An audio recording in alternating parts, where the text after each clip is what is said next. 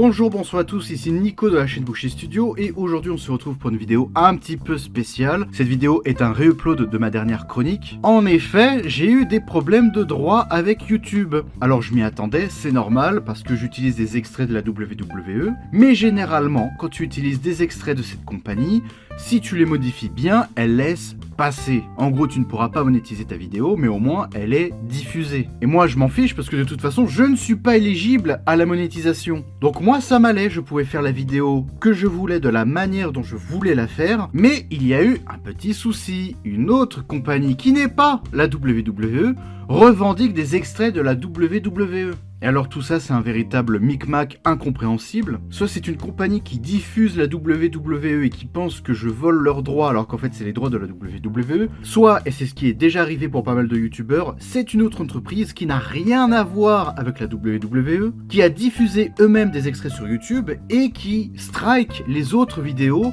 pour gratter un peu de thunes. Et je n'ai aucun recours auprès de YouTube parce que ça serait un énorme contre son camp. YouTube n'a pas prévu une option pour revendiquer des extraits qui ne sont pas à moi, de toute façon. Non, la vidéo, je l'ai pas piquée à bidule, je les ai piqués à machin. En fait, il y a des recours dans ce genre de situation, mais c'est uniquement dans le cas où ces extraits m'appartiennent à moi. Donc là, je me retrouve un peu bloqué et ma vidéo est shadowban. La vidéo est toujours disponible, vous pouvez aller la voir. D'ailleurs, je vous invite à aller la voir, mais elle est shadowban. Ça veut dire qu'elle n'est pas dans les recommandations. Ça veut dire que mes abonnés les moins vénères ou les gens qui me connaissent pas ne peuvent pas découvrir cette vidéo. Et ça fait chier parce que apparemment, c'est la vidéo la plus aboutie de ma chaîne. GG au seul commentaire intéressant de la vidéo, du coup. Le deuxième commentaire, je vais même pas en parler. Donc cette vidéo-là est une version un petit peu charcutée, une version très censurée. Je m'en excuse, mais je voulais quand même que cette vidéo ait sa chance de se faire découvrir par un nouveau public. Je vous invite, s'il vous plaît, à aller voir la vidéo originale, le lien est dans la description, parce que c'est la version la plus aboutie, la version que je voulais vous montrer. Voilà, merci beaucoup de m'avoir écouté, je vous laisse devant la vidéo, mais s'il vous plaît, c'est pas la peine de la regarder jusqu'au bout. Cliquez dans le lien de la description et regardez la version originale.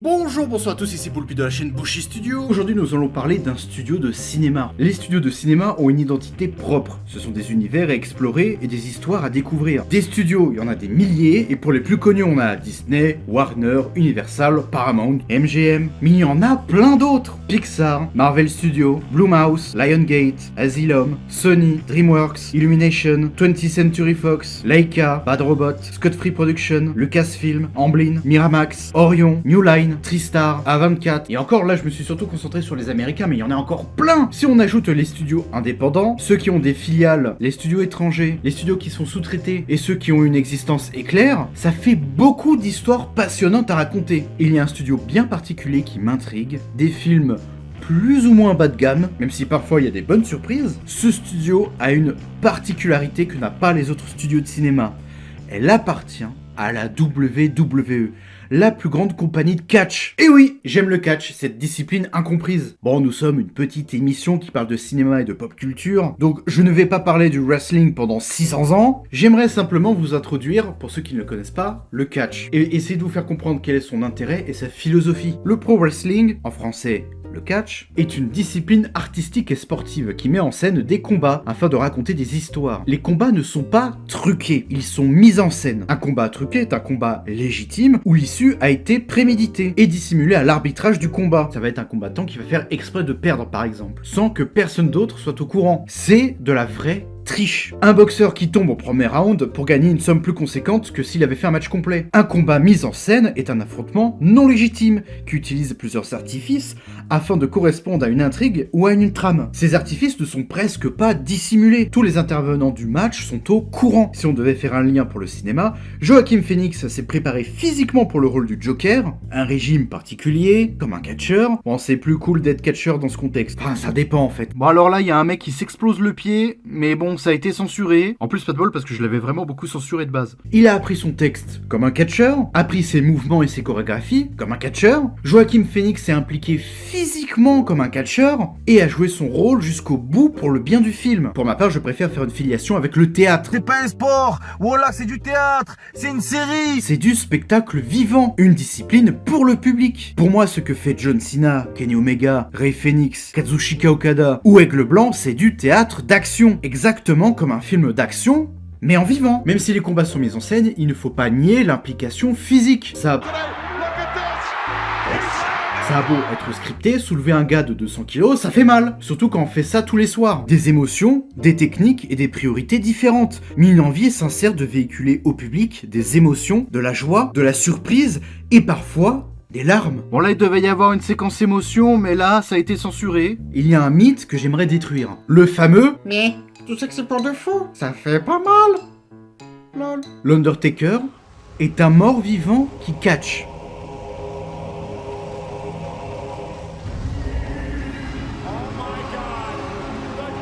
Oui, j'ai des doutes sur la véracité de ces événements. Certaines prises ne font pas mal du tout, par exemple le Disarmer de Becky Lynch, ou le Pile Driver de l'Undertaker, encore lui. Certaines prises se font à deux, par exemple le Spanish Fly ou le Canadian Destroyer. Mais il ne faut pas croire que la prise de risque ou la douleur est absente. Regardez ça.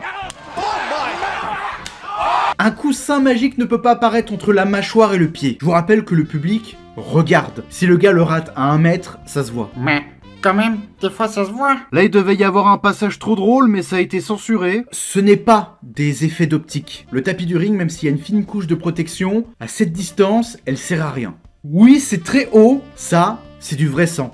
La preuve, ça continue à couler tout au long du combat. Ça, c'est une vraie claque.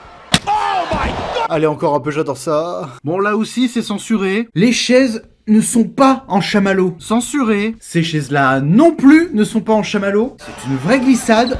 Oui. Et là, je vous le dis, dans le ring, il y a eu beaucoup d'handicapés et certains morts. Ne montez pas dans un ring si vous n'êtes pas habilité à le faire. Il y a une vraie implication physique. Ce n'est pas parce que je sais que je vais me prendre un coup de pied qui va faire moins mal. Coucou les dents de Colt Cabana. Censuré. Le pro wrestling est une discipline qui se pratique en principe sans blessure, mais pas sans douleur. Comment ces catcheurs font-ils pour chuter, pour se frapper sans se faire mal? C'est une nouvelle idée reçue. Le catch ne se pratique pas sans avoir mal. Toute la subtilité réside dans le fait que le catch se pratique sans se blesser.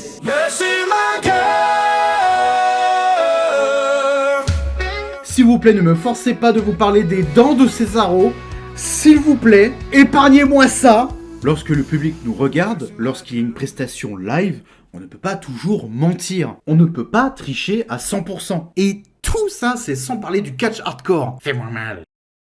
Non mais sérieux, qu'est-ce que vous faites là? C'est la version censurée toute pourrie. Allez voir la version originale. Parlons enfin du cœur du sujet. Qu'est-ce que WWE Studio? Créé en 2002 sous le nom de WWE Films par Vince McMahon, le grand patron de la WWE. Alors pour ceux qui ne savent pas, WWE c'est la version abrégée de WWE.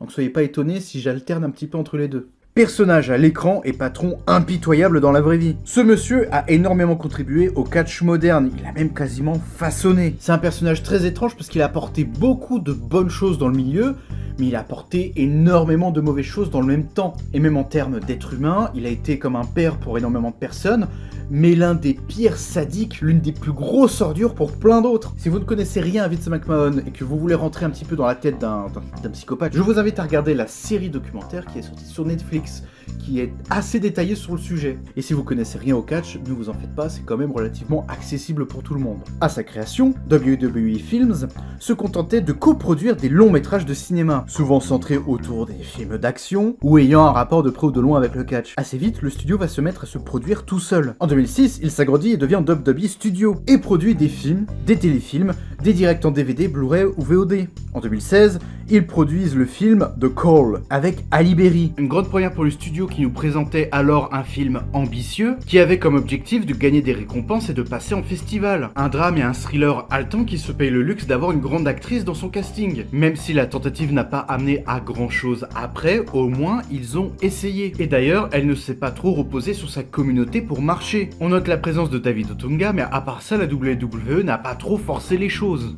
Le catch m'a permis d'apprendre énormément de choses sur le storytelling. Comment faire comprendre des rapports de force entre deux catcheurs sans dire un mot.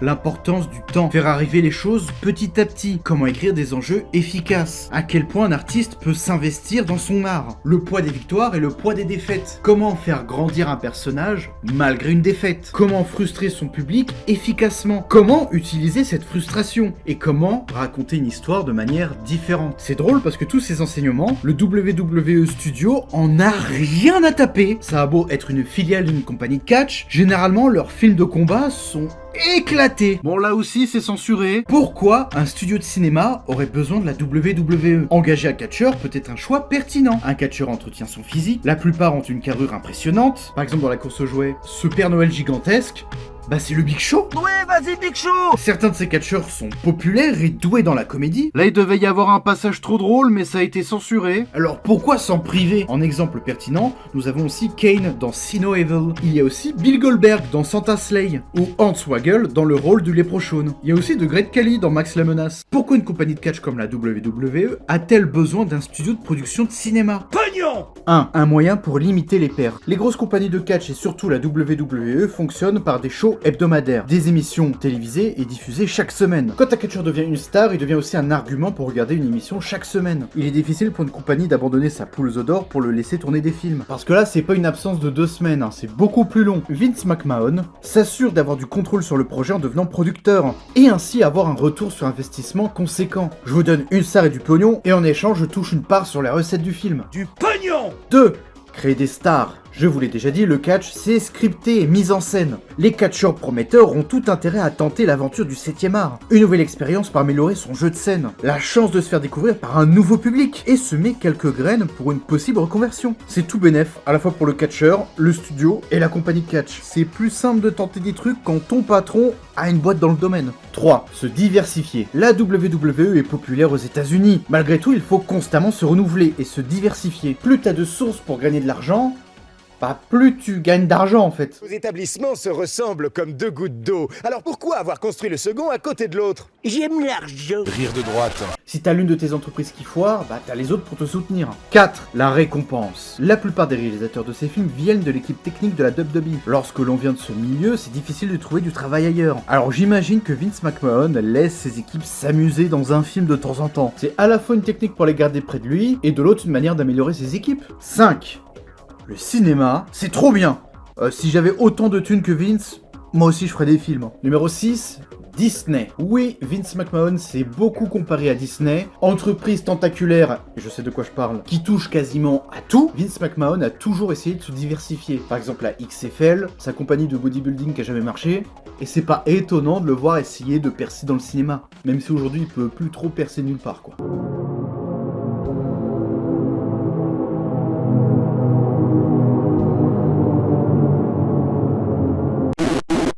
Passons à un petit survolage des films produits par la WWE qui ont l'air intéressants, ayant un ou plusieurs catcheurs dans leur casting. The Marines, une série de 6 films dans lesquels un ou plusieurs anciens marines affrontent des terroristes, des gangs et des mercenaires pour sauver des proches ou des innocents. Dis donc, aux États-Unis, j'ai l'impression que tout le monde adore embêter les anciens marines. Et d'ailleurs, j'ai l'impression que tout le monde est un ancien marine. Je sais plus comment on dit en anglais un marin, un marines. Bon, chez nous, c'est un marin quoi.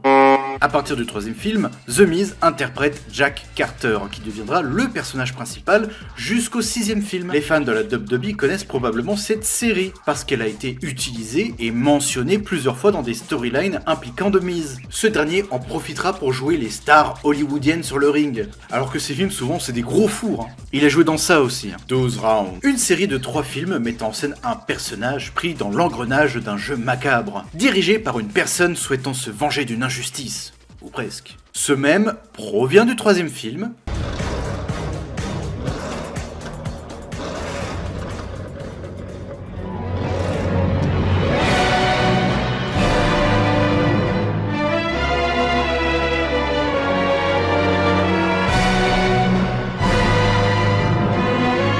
The Condemned.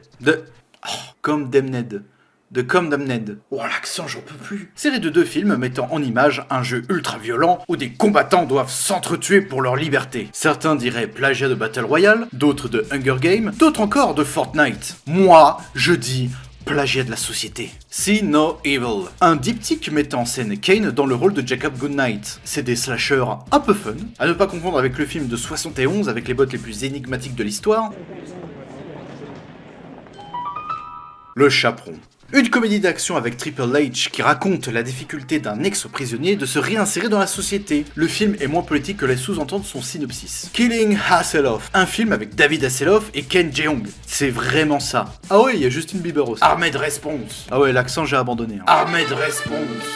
Un film horriblement chiant avec Seth Rollins et Wesley Snipes.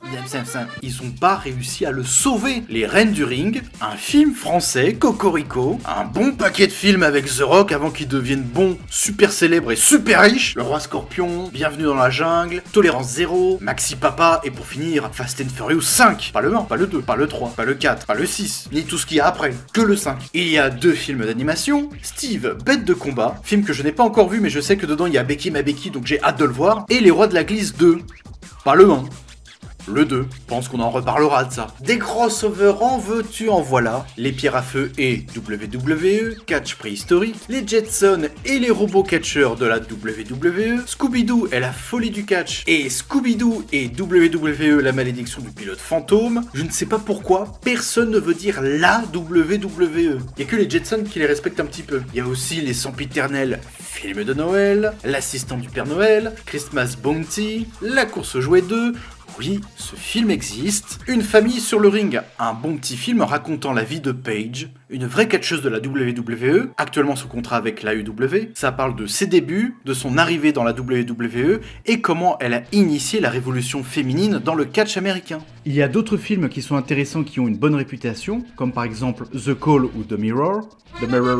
Je vous promets pas de faire un épisode sur chacun de ces films, mais vous voyez bien qu'il y a de quoi faire. Parce que oui, j'ai prévu de parler de quelques-uns de ces films. Et si vous ne voulez rien rater, vous savez quoi faire. Abonnez-vous, likez et commentez. Citez-moi quel film vous intéresse le plus. Dites-moi quel est votre catcheur préféré. Dites-moi quelle est votre compagnie préférée. Ça m'intéresse vraiment. Ah ouais?